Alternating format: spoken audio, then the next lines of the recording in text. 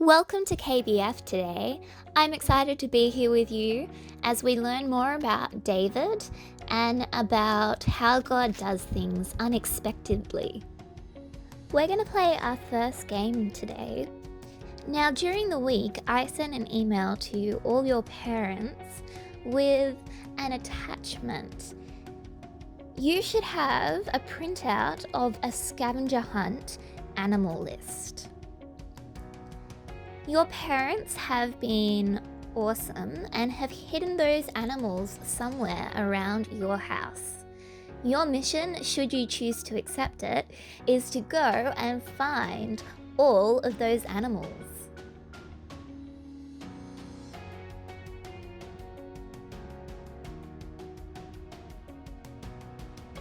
Can you think of a time when something really surprised you? Sometimes surprises are great, right? But other times they are not so great. How does it feel to get an unexpected gift?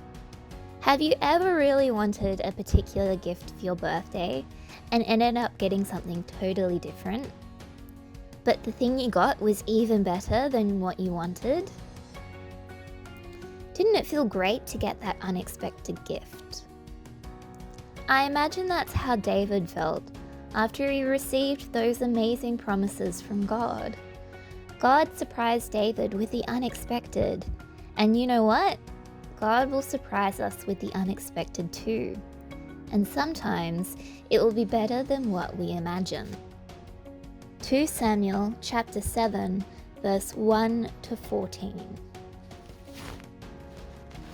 King David moved into his new palace, and the Lord let his kingdom be at peace.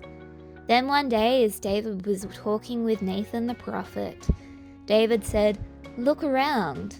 I live in a palace made of cedar, but the sacred chest has to stay in a tent." Nathan replied, "The Lord is with you, so do what you want." That night, the Lord told Nathan to go to David and give him this message. "David, you are my servant, so listen to what I say. Why should you build a temple for me? I didn't live in a temple when I brought my people out of Egypt, and I don't live in one now. A tent has always been my home wherever I have gone with them. I chose leaders and told them to be like shepherds for my people Israel. But did I ever say anything to even one of them about building a cedar temple for me? David, this is what I, the Lord All-Powerful, say to you. I brought you in from the fields where you took care of sheep, and I made you the leader of my people.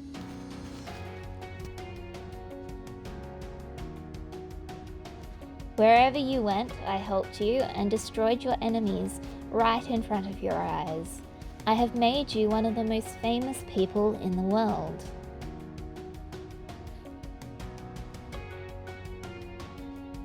I have given my people Israel a land of their own where they can live in peace and they won't have to tremble with fear anymore.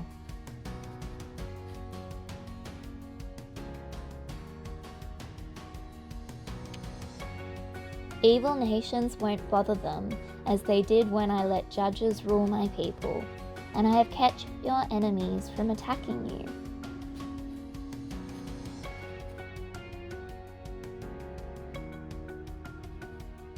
Now I promise that you and your descendants will be kings. I'll choose one of your sons to be king when you reach the end of your life and are buried in the tomb of your ancestors. I'll make him a strong ruler, and no one will be able to take his kingdom away from him. He will be the one to build a temple for me.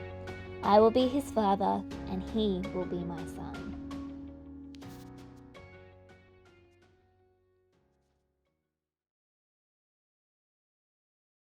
Hey, sorry I'm late. I had to wait. What is this? Hey, sorry I'm late. I just had to, what's this? I don't know. Welcome to Grow TV. Where in the world did this come from? I'm not sure. It was here when I got here. Unusual. It's not even my birthday. Dear Carl, you're doing a great job doing Grow TV. I think you're pretty fantastic. Wow, that's really nice. Should I see what's inside? Why not? All right. Oh my goodness. This is the most glorious thing I've ever seen. That's pretty cool, Carl.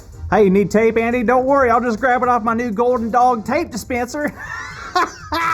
It's incredible. Best gift ever. Anything else in the bag? I don't know, let me see. Oh, I mean, it's just $500 in cash, but this tape dispenser, it's golden and it's a puppy. That's totally you. Yeah, I love it. But you know what? What? It makes me wonder, who gave this to me? Yeah, I'm not sure, but you want to jump into today's story? Totally. Can't wait. Where's it at? 2 Samuel chapter 7. Are we still talking about King David?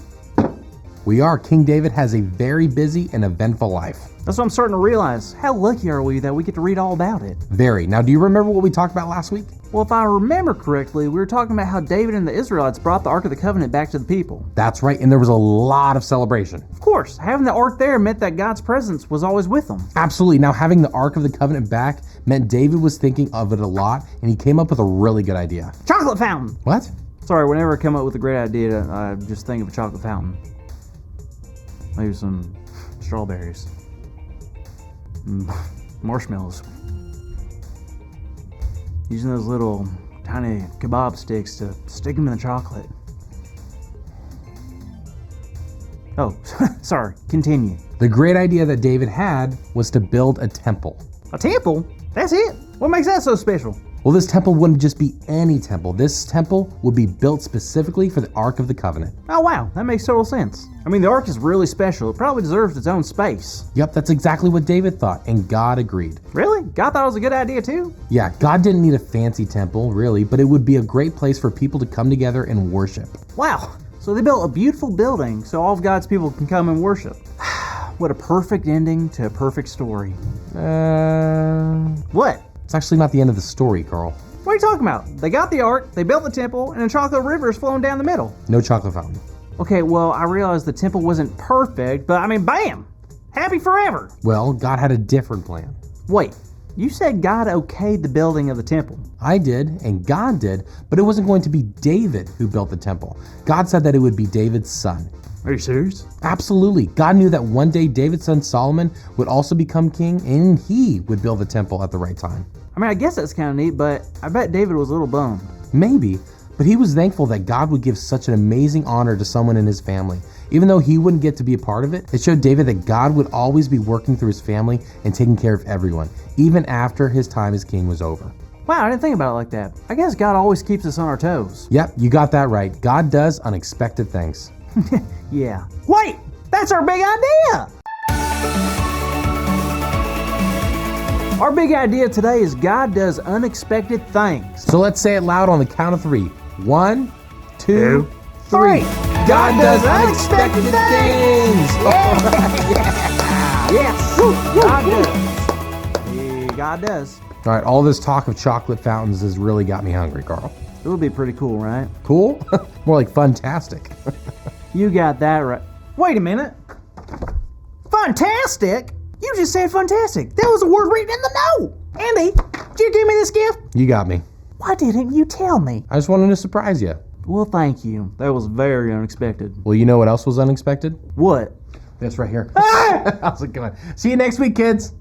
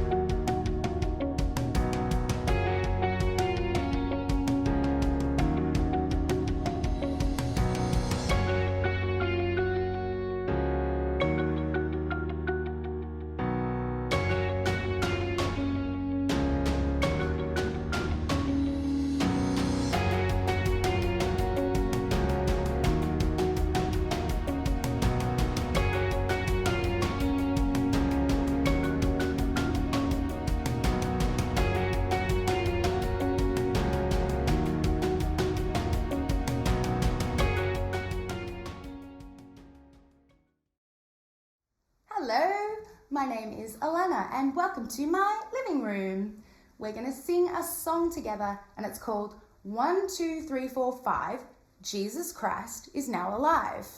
I think that you'll know the tune, so you should be able to sing along, but it would be good if you could do some actions as well. Now, I can't really do actions and play guitar at the same time. What can we do about this? That's better.